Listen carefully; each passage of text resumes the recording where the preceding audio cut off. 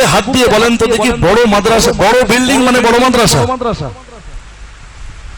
আমি যদি 10টা ছেলেকে সুন্দর পরিষেবা দিতে পারি, পাখা একটা এখানে একটা ওখানে, একটা পাখার সঙ্গে আর একটা পাখার কোনো মোলাকাত সাক্ষাৎ নেই, আলুর দাম বেশি বলে, don't mind, don't take otherwise, অন্যভাবে নেবেন না, আলুর দাম বেশি বলে ছাত্ররা বলছে হুজুর আলুর সঙ্গে যে সবজি দেওয়া হয় সেই সবজির সঙ্গে আলু এখন তালাকে মোগাল্লাজা হয়ে গেছে। কেন? তা বলছে আলুর সঙ্গে কোনো সম্পর্ক নাই সবজির, আর ওই শুকনো বরবটি দিয়েছে, ওরা দাঁড়িয়ে ইনকিলাব জিন্দাবাদ, আলুর সঙ্গে মিশছি না, মিশবো না, এইরকম কথা। তাহলে এইরকম কথা তো আমি আপনি 50টা ছেলেকে পরিষেবা দিতে পারবো কমপ্লিট ক্লিয়ারলি কনসেপ্টের সঙ্গে, তাহলে আমি 150 ছাত্র কেন নিতে যাব?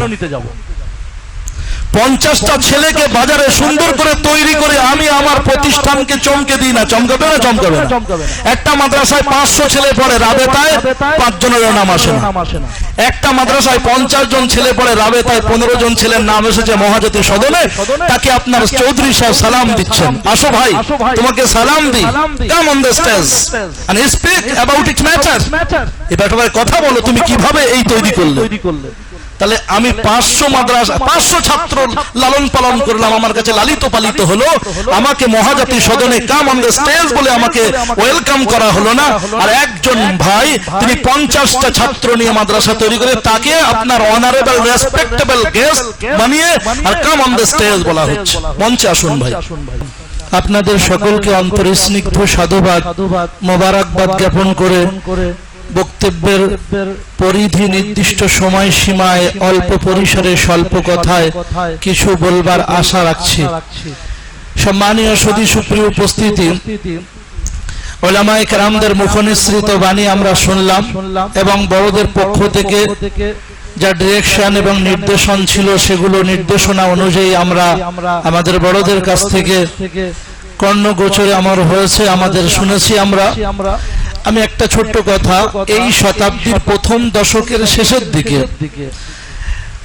8টা রাজ্যকে নিয়ে করজগ্রাম মাদ্রাসায় তাদরিবুল মুআল্লিমিন টিচার ট্রেনিং একটা ক্যাম্প হয়েছিল, শিক্ষক প্রশিক্ষণ শিবির।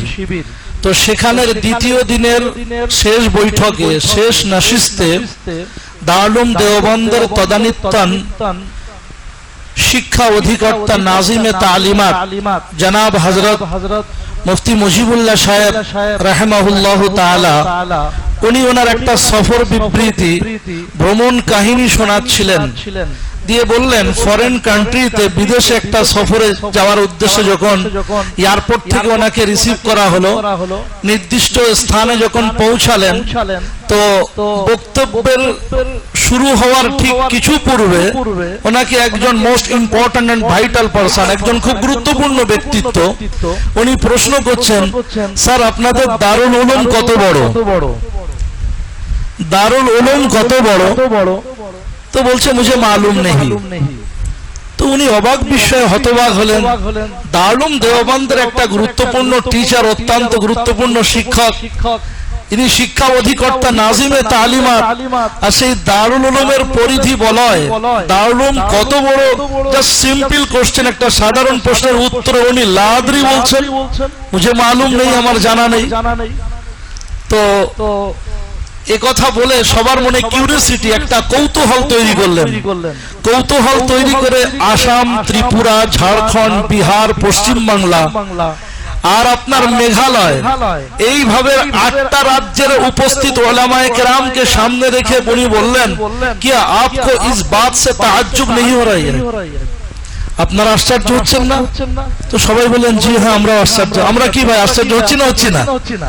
আমরাও সেদিনের কথা যদি ইতিহাস আমাদের স্মৃতিপটে একবার উকি মারে, বিস্মৃতির বালুচরে যদি লুকিয়ে না যায়, তাহলে আমরাও নিশ্চয়ই আশ্চর্য বোধ হচ্ছি যে দারুল উলুম দেওবন্দের নাজিমে তালিমাত শিক্ষা অধিকর্তা, উনি আপনার দারুল উলুম কত বড় সেটা জানেন না। এটা অবাক বিস্ময়, হতবাক হওয়ার কথা, অবাক কাণ্ড। তো উনি সকলকে কিউরিওসিটি, কৌতূহল তৈরি করে দিয়ে উত্তর দিচ্ছেন। এটা যেহেতু আপনার এডুকেশন সিস্টেম, আপনারা জানেন যে কারো মধ্যে আপনার টিচিং রিলেটেড কোনো প্রশ্ন করলে, শিক্ষা সংক্রান্ত কোনো প্রশ্ন করলে তার মনের মধ্যে ভাবনার আবেগ তৈরি হয়। তারপরে সেই ভাবাবেগ তৈরি হওয়ার পরে তাকে উত্তর দিলে সে খুব চটজলদি কিয়াস করে তার মেমোরি ক্যাপাসিটি এবং ক্যাচিং পাওয়ারকে চ্যানেলাইজ করতে পারে। সে তার বিবেককে প্রয়োগ করে সেটাকে অবজার্ভ, সেটাকে ক্যাচ করতে পারে, সেটাকে গ্রহণ করতে পারে। এটা নবী সাল্লাল্লাহু আলাইহি ওয়াসাল্লামের তরিকা আমরা বুখারী শরীফে দেখেছি। আল্লাহর নবী দার্স দিতে দিতে পড়াতে পড়াতে বলছেন, আচ্ছা আমাদের এই মরুভূমির বিজন বালিয়াড়িতে কাকর পাথরে জমিনে ঘেরা এখানে একটা গাছ পাওয়া যায়, সেই গাছের উদাহরণ হচ্ছে মোমেনের উদাহরণের মতো, সবটাই কল্যাণ। সে আমাদেরকে মিষ্টি ফল দেয়, তার ভিতরটা বুক চিরলে আমরা সুমিষ্ট শরবত পাই, এবং তার গুড়ি দিয়ে আমরা পিলিয়ার বানিয়ে ঘর বানাই, এবং তার পাতা দিয়ে আমরা ঘর ছেয়ে রোদ বৃষ্টি জল থেকে আমরা নিরাপদ থাকতে পারি। বলো তো মাহিয়া শাজার, সেই গাছটা কি গাছ? তো সাহাবায়ে কেরাম যারা অন্যমনস্ক ছিলেন সবাই তো রাসূলের কথা শুনতে থাকেন, কিন্তু যারা এদিকে ওদিকে যারা একটু আপনার বিচলিত ছিলেন তারা সকলেই ভাবনার মধ্যে ডুবে পড়লেন, গভীর ভাবার তুর হয়ে পড়লেন। ভাবছেন কি উত্তর হতে পারে। আল্লাহর নবী উত্তর দিয়ে দিলেন, সেটা হচ্ছে খেজুর গাছ। বাড়িতে ফিরবার সময় আব্দুল্লাহ ইবনে ওমর রাদিয়াল্লাহু তাআলা আনহু বলছেন, আব্বাজান এই প্রশ্নের উত্তর কিন্তু আমার মাথায় তখন ছিল। তো বললে তাহলে বললে না কেন? তা বলছে বললাম না এই জন্যই যে আপনারা এত জ্ঞানী, জ্ঞান বৃদ্ধ, গুণ সমৃদ্ধ আবু বকর সিদ্দিক আকবর উপস্থিত, আর আপনার মতো ব্যক্তিত্ব উপস্থিত, হযরতে সাইয়্যিদনা উসমান গনি রাদিয়াল্লাহু তাআলা আনহুর মতো বৃহৎ পার্সোনালিটি সেখানে উপস্থিত, তাদের সম্মুখে আমি কি করে বলতে পারি যার সম্পর্কে মনে অভিযোগ বলছেন আনা মদিনাতুল ইলম, আমি ইলমের শহর, আর আলী হচ্ছে সেই নগরের দরজা, দুয়ার, ফটক, সরণি, তাহলে আমি কি করে বলতে পারি তাদের সম্মুখে? হযরত সাইয়্যিদনা ওমর রাদিয়াল্লাহু তাআলা আনহু বললেন, তুমি যদি রাসূলের দরবারে প্রশ্নের উত্তর দিতে আর রাসূলের পক্ষ থেকে থ্যাঙ্কস পেতে, তাহলে আমি এই রকম খুশি হতাম ইসলাম কবুল করার দিনে যেমন খুশি হয়েছিলাম। অন্য রিওয়ায়াতে আছে বুখারীর জিলদে সানিতে যে আমি একটা লাল উট জবাই করে আমার বন্ধু মহলে তাদেরকে দাওয়াত করে খাইয়ে দিতাম। Anyhow come to the point, আমি পয়েন্টের কথা বলতে চাইছিলাম। তো এই কিউরিওসিটি তৈরি করা, প্রশ্ন তৈরি করে তাকে যদি ইলম দেওয়া হয় সহজে নেবে, তো উনি আমাদেরকে প্রথমেই উঠেই এই প্রশ্ন করলেন যে দারুল উলুম কত বড়, আমাকে প্রশ্ন করা হলো। তা আমি বললাম জানি না, আমার জানা নেই। তো এই উত্তরে আপনারা অবাক হচ্ছেন কি হচ্ছেন না? সবাই অবাক হলেন যে কি উত্তর আসে, উত্তরের অপেক্ষায় রইলেন সবাই অধীর আগ্রহে, গভীর প্রতীক্ষায় সবাই সময় অতিবাহিত করছেন যে কি প্রশ্নের উত্তরটা আসে, উত্তরটা কি আসে। তো এইরকম কৌতূহলী অন্তরে উনি আপনার জিজ্ঞাসার উত্তর দিয়ে বললেন যে এক দারুলুম से निकला और एक दारुलूम में दाखिल हो गया। ওখানে যা দারুলুমের পরিবেশ দেখলাম, পঠন পাঠন, শিক্ষা, তালিম, তারবিয়াত, দারস, তাদরিস, ওখানে যেটা দেখলাম এখানেও এসে তালিম, তারবিয়াত, দারস, তাদরিস, এখানেও সেম পরিবেশ, আবার যেখানে যাব সেখানেও সেম পরিবেশ। তাহলে সবই দেখছি দারুল উলুম। তো দারুল উলুম कितना फैले हुआ है वो मुझे क्या मालूम। इसका मतलब यही है। तो রাবেতা মানে হচ্ছে এটা আমরাও দারুল উলুমটাও আমাদের, এটাও আমাদেরটাও দারুল উলুম। তাহলে সবই আমরা হলাম দারুল উলুমের একটাই প্রাণ, একটাই জান, একটাই আমাদের সেন্টার পয়েন্ট, সেটা হচ্ছে দারুল উলুম দেওবন্দ। তার জন্য রাবেতা। প্রিয় হাজরিন, সম্মানীয় সুধী সুপ্রিয় উপস্থিতি, সময় আপনার স্বল্পতার কারণে দুই একটা কথা শুধু জাস্ট বেয়াদবি মাফ করবেন। আল্লাহ সুবহানাহু ওয়া তাআলা বলছেন ওয়াল্লাযীনা হুম লিআমানাতিহিম ওয়া আহদিহিম রাউন, তোমরা প্রত্যেকেই ডিক্টেটর, তোমাদের প্রত্যেকেই গুরুত্বপূর্ণ জিম্মেদারি দিয়ে আমি আল্লাহ সুবহানাহু ওয়া তাআলা পাঠিয়েছি, আর প্রত্যেকের আমানত সম্পর্কে অ্যাক্টিভ থাকতে হবে। আল্লাহ সুবহানাহু ওয়া তাআলা এই বাচ্চাগুলো আমাদের কাছে দিয়েছেন, এগুলো হচ্ছে আমাদের আমানত।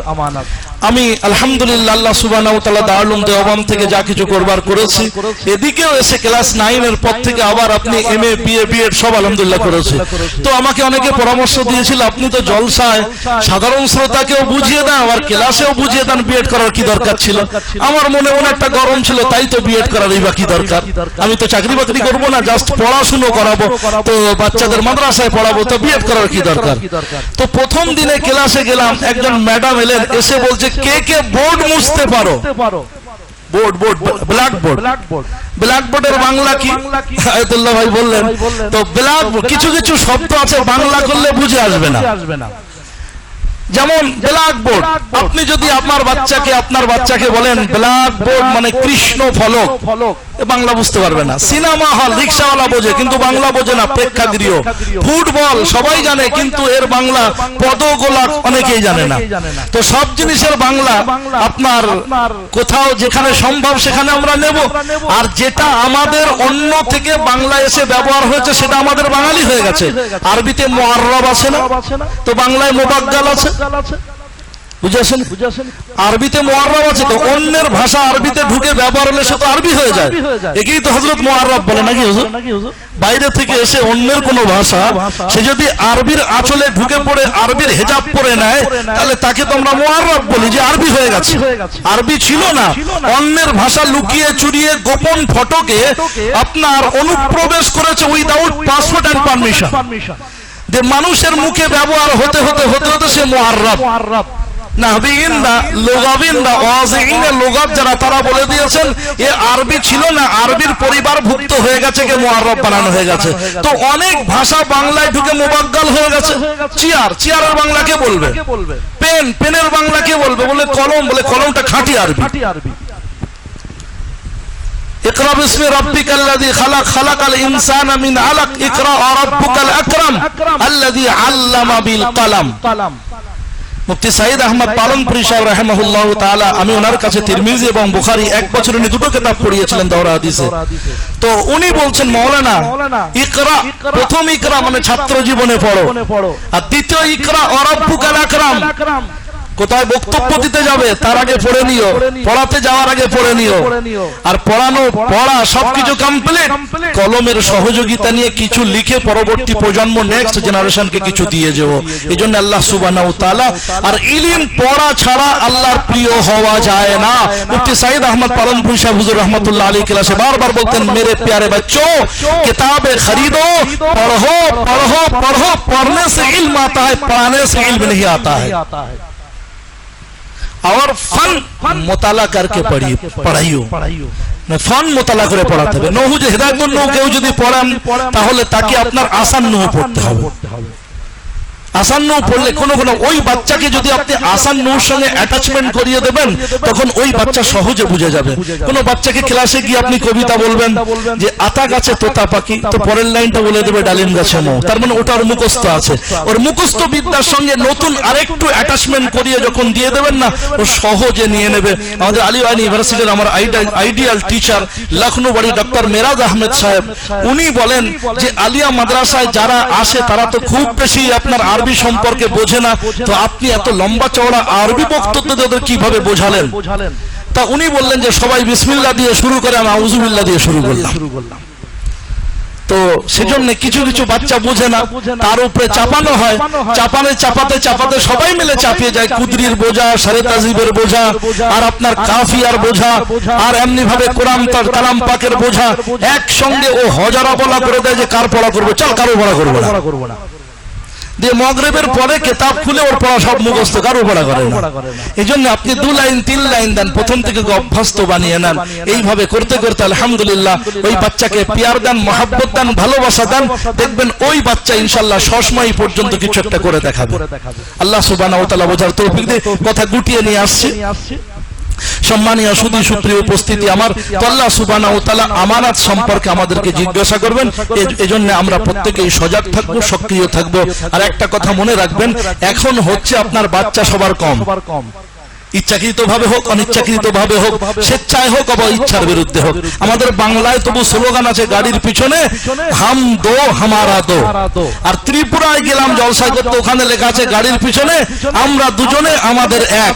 আমি যে পরের লাইনটা লিখতে পারছি যে কবরে শুয়ে দেখ, আমরা দুজনে আমাদের এক, পরের লাইনটা বাদ গিয়েছে যে কবরে শুয়ে দেখ। যাই হোক, এখন সবার সমস্ত বাচ্চারা তার বাবা মার কাছে প্রিয়, আদরের, স্নেহাস্পদ। এই জন্য সেই বড় আমানত আমাদের কাছে দিচ্ছেন। আর আমরা তাদের সঙ্গে যদি মায়া এবং দয়ার্দ্র আচরণ না করি তাহলে কিন্তু ইনদাল্লাহ মুআখাযা হবে। আর সেই বাবা মার কাছে পুরো মাদ্রাসা এডুকেশন সিস্টেম সম্পর্কে তার কাছে একটা অনীহা হয়ে যাবে। এই জন্য আমি অনেক বড় বড় দাতাদের সঙ্গে মিশি, ওঠা বসা আছে। তো একটা বড় দাতা গত পরশু এই মহরমের দিনে উনি একটা দাতাদের মাঝে মাঝে প্রোগ্রাম হয়, দাতার এক জায়গায় জমা হয়, মাদ্রাসা সম্পর্কে কমেন্ট আপনার মন্তব্য করেন। তো সেই মজলিসে আমাকেও আমন্ত্রণ করেছেন, তো আমি গিয়েছি। তো ওদের মধ্যে আলোচনা হচ্ছে যে এরা বিল্ডিং এর প্রতিযোগিতা করে, যে কার মাদ্রাসায় কত বিল্ডিং আর কত ছাত্র। বুকে হাত দিয়ে বলেন তো দেখি, বড় মাদ্রাসা, বড় বিল্ডিং মানে বড় মাদ্রাসা। আমি যদি 10টা ছেলেকে সুন্দর পরিষেবা দিতে পারি, পাখা একটা এখানে একটা ওখানে, একটা পাখার সঙ্গে আর একটা পাখার কোনো মোলাকাত সাক্ষাৎ নেই, আলুর দাম বেশি বলে don't mind don't take otherwise, অন্যভাবে নেবেন না, আলুর দাম বেশি বলে ছাত্ররা বলছে হুজুর আলুর সঙ্গে যে সবজি দেওয়া হয় সেই সবজির সঙ্গে আলু এখন তালাকে মোগাল্লাজা হয়ে গেছে। কেন? তা বলছে আলুর সঙ্গে কোনো সম্পর্ক নাই সবজির, আর ওই শুকনো বরবটি দিয়েছে, ওরা দাঁড়িয়ে ইনকিলাব জিন্দাবাদ, আলুর সঙ্গে মিশছি না, মিশবো না, এইরকম কথা। তাহলে এইরকম কথা। তো আমি আপনি 50টা ছেলেকে পরিষেবা দিতে পারবো কমপ্লিট ক্লিয়ারলি কনসেপ্টের সঙ্গে, তাহলে আমি 150 ছাত্র কেন নিতে যাব? 50টা ছেলেকে বাজারে সুন্দর করে তৈরি করে আমি আমার প্রতিষ্ঠানকে চমকে দিই না, চমকাবে না? চমকাবে না। একটা মাদ্রাসায় 500 ছেলে পড়ে, রাবেতায় 5 জনের নাম আসে না। একটা মাদ্রাসায় 50 জন ছেলে পড়ে, রাবেতায় 15 জন ছেলের নাম এসেছে মহাজাতি সদনে। তাকে আপনার চৌধুরী সাহেব সালাম দিচ্ছেন, আসো ভাই তোমাকে সালাম দিই, come on the stage and speak about it matter. এই ব্যাপারে কথা বলো, তুমি কিভাবে এই তৈরি করলে। তাহলে আমি 500 মাদ্রাসা 500 ছাত্র লালন পালন করলাম, আমার কাছে লালিত পালিত হলো, আমাকে মহাজাতি সদনে কাম অন দ্য স্টেজ বলে আমাকে ওয়েলকাম করা হলো না। আর একজন ভাই তিনি 50টা ছাত্র নিয়ে মাদ্রাসা তৈরি করে তাকে আপনার অনারেবল রেসপেক্টেবল গেস্ট বানিয়ে আর কাম অন দ্য স্টেজ বলা হচ্ছে, মঞ্চে আসুন ভাই। তাহলে আমরা মাইন্ড সেটআপ একটু চেঞ্জ করে নিই ভাই। আমি যত বাচ্চা, কত শিক্ষক, ছাত্র সবাইকে নিয়েছি, তাদেরকে তো না খাইয়ে রাখতে পারবো না। তাহলে 80 টাকা দিলে তাদের মনের যে খাবার পরিতৃপ্তি হচ্ছে না, ওই পরিমাণটা 80-র জায়গায় 100 বাড়িয়ে দিই, দিয়ে সবার মুখে হাসি ফুটিয়ে দিই, ছাত্ররা পরিতৃপ্তি হয়ে খেয়ে আলহামদুলিল্লাহ বলুক। এটা আল্লাহ সুবহানাহু ওয়া তাআলা চাইলে ওই ছাত্রদের মুখের আলহামদুলিল্লাহ আর আসাতিজায়ে কেরামদের মুখের আলহামদুলিল্লাহ, ওটা আমাদের জন্য আল্লাহর রহমত, আল্লাহ রাব্বুল আলামিনের অবারিত খাজানা থেকে আমাদের করুণা নেমে আসবে। ইনশাআল্লাহ আল্লাহ আমাদের জন্য রহমতের দুয়ার খুলে দেবে। একটা কথা একদম লাস্ট এন্ড ফাইনাল পয়েন্টের উপরে কথা বলে আমি শেষ করছি। আল্লাহ রাব্বুল আলামিনের রাসূল বলেছেন আদ-দীনু আন-নাসিহা, যে দিন খায়ের খাই, মঙ্গল কামনার নাম। কিছু মনে করবেন না, আমরা যে সমস্ত ছাত্রদের মাথায় দৌড়া বা মেশকাপ পরিয়ে পাগড়ি দিয়ে বাড়ি পাঠিয়ে দিচ্ছি, ওই সমস্ত ছাত্ররা বাড়িতে বসে বসে ভাবে যে এইবারে কি করব, এইবারে কি করব, পুরনো তো যোগ্যতা নেই, তাহলে একটা মাদ্রাসা খুলতে হবে, মুহতামিম হতে হবে আমাকে। হয়তো ছোট মুখে বড় কথা হচ্ছে, আল্লাহর রাস্তায় মাফ করবেন। তো এই ছাত্রকে, আর আমি আমাদের কথা বলছি, আমাদের যদি আজও কোরআন শরীফ থেকে কোনো আপনার আয়াতের তরজমা জালসাতে মজমাতে বলতে হয়, তাহলে প্রথমে মারুফুল কোরআন কিংবা বায়ানুল কোরআনের উর্দুটাকে খুলতে হয়, বা আল্লামা আব্দুল মাজিদ দরিয়াবাদী রহমাতুল্লাহ উর্দুটা খুলতে হয়, যে উর্দু কি বলেছে, তারপরে উর্দুর আঁচল ধরে বাংলা বুঝতে হয় বাংলা কি বলেছে। কিন্তু ডাইরেক্ট ইয়ালামুনের তরজমা, ডাইরেক্ট কিসসিনা ওয়া রুহবানা ওয়া আন্নাহুম লা ইস্তাকবিরুন, এটার তরজমা ডাইরেক্ট আমাকে বাংলাতে করার মতো ক্ষমতা হয় না উর্দুর যতক্ষণ না হাত ধরি। তাহলে উর্দুর হাত ধরতে হচ্ছে কেন? দেওবন্দে গিয়েছিলাম এই অপরাধের জন্য, দেওবন্দে গিয়ে পাপ করে ফেলেছিলাম, তাই জন্য উর্দুর হাত ধরে মাতৃভাষাকে বুঝতে হচ্ছে। দেওবন্দে যাওয়া, উত্তরপ্রদেশে পড়তে যাওয়া, গুজরাটে পড়তে যাওয়া, এটা যদি আমাদের বাংলা ভাষা না বুঝতে পারার জন্য পাপ হয়, তাহলে এই পাপের জন্য সবাইকে ইস্তেগফার করতে হবে। এজন্য আমরা আমাদের বাচ্চাদেরকে একটু একটু করে সজাগ করি। প্রত্যেক দিনের সবকের সঙ্গে সঙ্গে ওকে বলবো, ভাই আলিফ লাম মিম যালিকাল কিতাবু লা রাইবা ফি, যালিকাল কিতাবু লা রাইবা ফির বাংলাটা কি করে হচ্ছে ওটা তুই দেখে আসবি। আর আমি ওই ভাই যেটা বললেন মোরাবের বাংলা নেই, মুবনির বাংলা নেই, ওটা বাংলা তো আছে বটে, কিন্তু আমাকে খুব মেহনত করতে হবে। মুবতাদা খবরের যে কি বাংলা, আপনি ছাত্র, মুবতাদা মানে মুবতাদা ইয়াদ করলে যারা, মুবতাদা মানে মুবতাদা, খবর মানে খবর।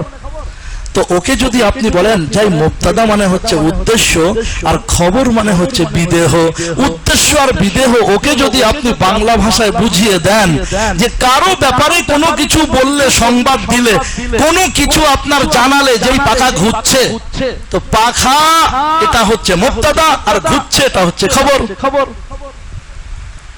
তো এইভাবে যদি আমরা ওকে আরবির সঙ্গে, উর্দুর সঙ্গে, বাংলার সঙ্গে বুঝিয়ে সম্পর্ক তৈরি করে দিই, তার জন্য আমাদের একটু খাটতে হবে, একটু মোতালা করতে হবে।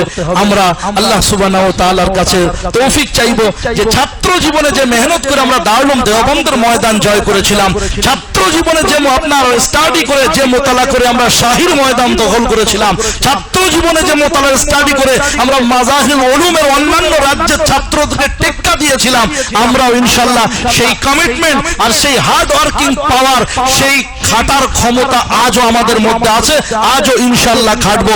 নবীজি দোয়া করতেন, আল্লাহ আমি যেন অলস না হই, নবীজির দোয়াতে আছে না নাই? তাহলে আমরা ইনশাআল্লাহ আল্লাহর কাছে দোয়া করব, আল্লাহ যেন আমাদের মেহনত করার শক্তি দেন, আর আল্লাহ সুবহানাহু ওয়া তাআলা আমাদের যেন মহব্বতের সঙ্গে আমাদের মধ্যে রক্ষিত জ্ঞান ভান্ডার যেন ওদের কাছে পৌঁছাতে পারি, ওরা যেন আমাদের আগামী কালের আশু ভবিষ্যতের আইডেন্টিফাই করে, ওরা যেন আমাদের রত্ন হয়, এটা তৈরি করে। একটা শিক্ষক যদি তার জীবন দশায় 10 জন ছাত্র তৈরি করতে পারে, this teacher is a successful teacher on this world, এই বিশ্বে, এই বাংলাতে সে একজন সাকসেসফুল টিচার। আল্লাহ সুবহানাহু ওয়া তাআলা আমাদের আমল করার তৌফিক দান করুন। গোলাম মুর্তজা সাহেব দামাত বারকাতুম আলিয়া আমার মসজিদে প্রায় যায়, হঠাৎ পরশুদিন গিয়ে হাজির, বলছে এত বড় জিম্মেদারি চাপিয়েছেন, কিছু তো করতে হবে।